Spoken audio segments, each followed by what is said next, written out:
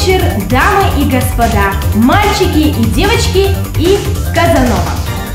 Из легкой руки проректора КБГУ по социальным вопросам и воспитательной работе Кумыкова Ауэса Мухамедовича состоялось открытие 5-го юбилейного образовательного лагеря «Августенок» и Всероссийского образовательного лагеря «Шаг».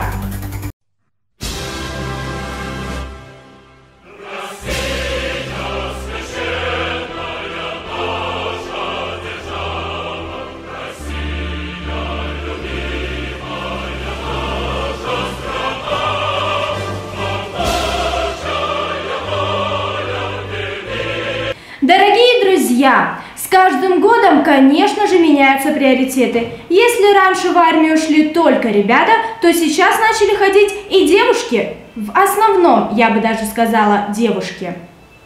Я сейчас заселю, как я хочу. Давайте, мне без разницы. Все, мы разделили. 13. Раз, 2, 3, 4, 5, 6. Все, подождите пока. Ну, а как вы думаете, кто сидит внутри штаба и занимается расселением этих девушек? Короче, раз, два, три, четыре, пять, шесть, семь, восемь. Записать еще двоих в эту комнату. Давайте. Вот сюда. Видишь как? Эти недовольны. Дорогие друзья, ни для кого, конечно же, не секрет, что на утреннюю зарядку нужно вставать. А наш гость, директор студенческого спортивного клуба «Феникс» Первого Московского государственного медицинского университета имени Сеченова Шалва Цурцумия, показывает довольно-таки хорошие результаты на утренних забегах.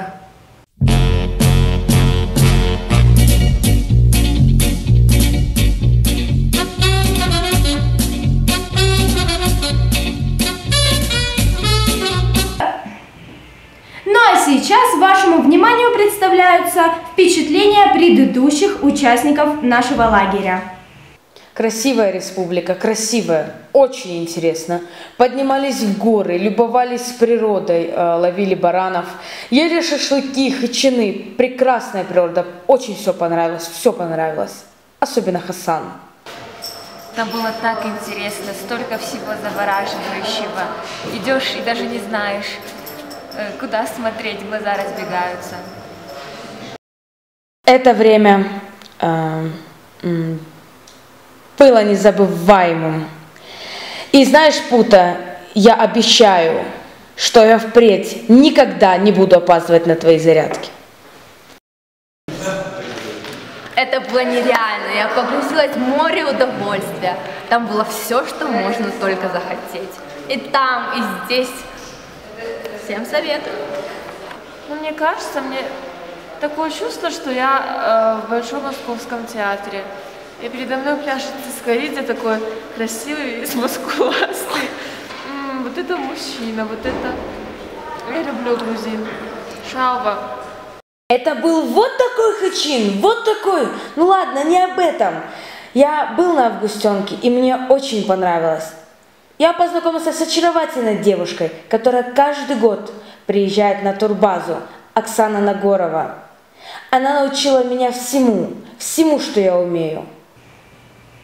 Но, к сожалению, или же к радости, есть и такие, которые не попали на наш лагерь. Zossen genommen und stößt auf Stahnsdorf vor. Der Feind operiert jetzt am nördlichen Stadtrand zwischen Frohnau und Pankow und im Osten ist der Feind bis zur Linie Lichtenberg-Marsdorf-Karlshorst gelangt. Mit dem Angriff Steiners wird das alles in Ordnung kommen. Mein Führer, Steiner konnte nicht genügend Kräfte für einen Angriff massieren. Der Angriff Steiner ist nicht erfolgt.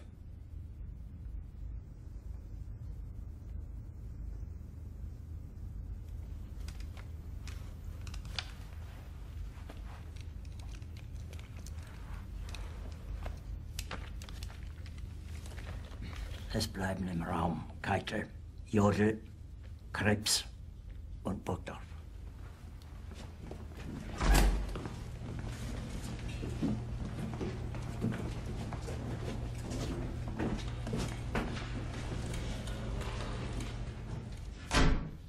Das war ein Befehl!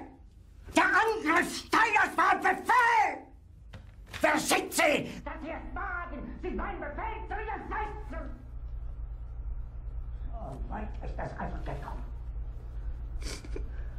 Militär hat mich belogen. Jeder hat mich belogen, sogar die SS.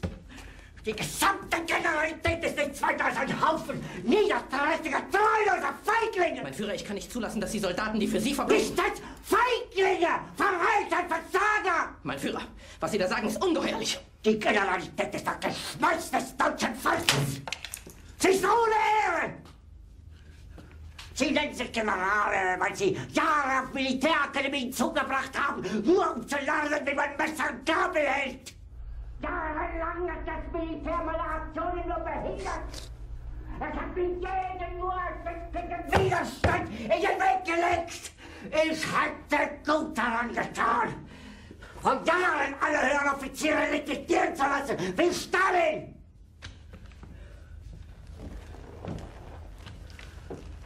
Ich war nie auf einer Akademie. Und doch habe ich allein auf mich gestellt, ganz Europa erobert. Verräter! Von allem Anfang an bin ich so verraten und betrogen worden. Es wurde ein ungeheurer Verrat geübt am deutschen Volke.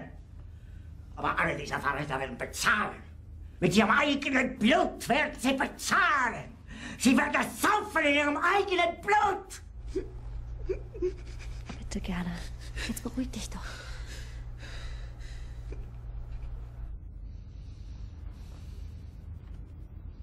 Meine Befehle sind in den Wind gesprochen. Es ist unmöglich, unter diesen Umständen zu führen. Es ist aus.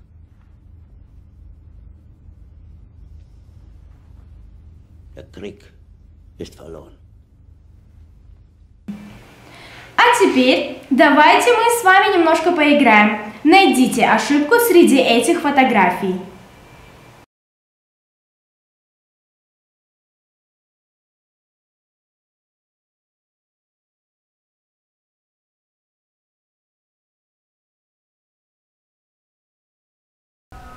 А у нас новая рубрика «Взгляд снизу». Уважаемый Алихан Мухамедович, можно задать вам, пожалуйста, парочку вопросов? Соизвольте ответить на них. Может, вам сначала водички налить? Алихан Мухамедович, я все понял, хорошо. Сразу перейдем к делу. У вас, наверное, нет времени. Ваши фанатки, наверное, не дают вам отбоя. На Августенке, наверное, встретили уже свою судьбу. Ага. Ладно, не будем шутить об этом, перейдем к делу. Как вам сегодняшняя утренняя лекция? Ваши комментарии? Быть может, вам что-нибудь понравилось? Ладно, другой вопрос. Алихан Мухамедович, пожалуйста, да мы же вам заплатили. Алихан Мухамедович, да по контракту вы не имеете права, да что такое? Смотри.